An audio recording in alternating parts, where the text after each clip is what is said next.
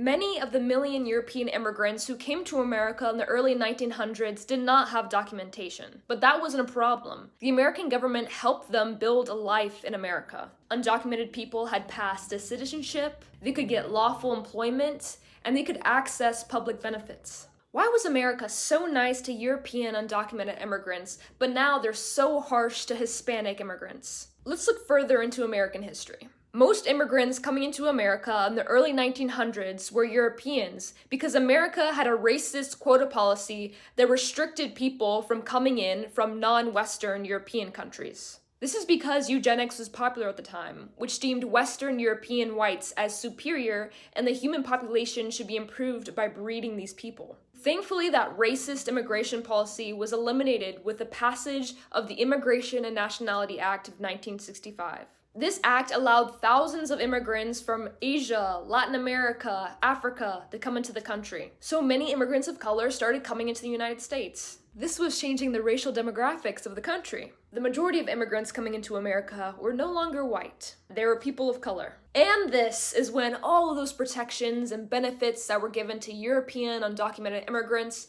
started to get stripped away.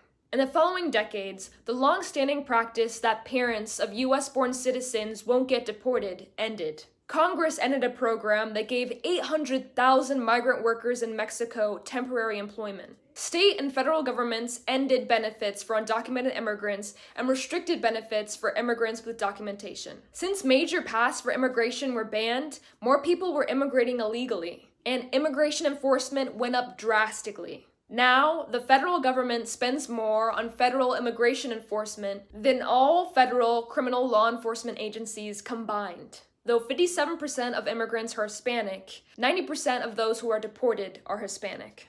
America's immigration system is systemically racist. The attitudes that it should be hard for Latin immigrants and immigrants of color to come into the country when European immigrants were given extensive support is racist. The attitudes that immigrants of color are innately violent is racist. It's rooted in age-old racist eugenics that deems Black people and Mexicans as being animalistic and violent. Yet all of these attitudes are widely accepted and used as a selling point for white Americans in this election. Personally, I knew there are racist undertones in America's immigration policies, but I had no idea of the full racist history of America's immigration. That is why we can't be so quick to villainize people. We don't know their story, and we don't know how people in America have continued to uphold white supremacy to keep white people in power and to suppress people of color. So let's treat immigrants like how America did before. Give them the support they need so they can build a good life in America.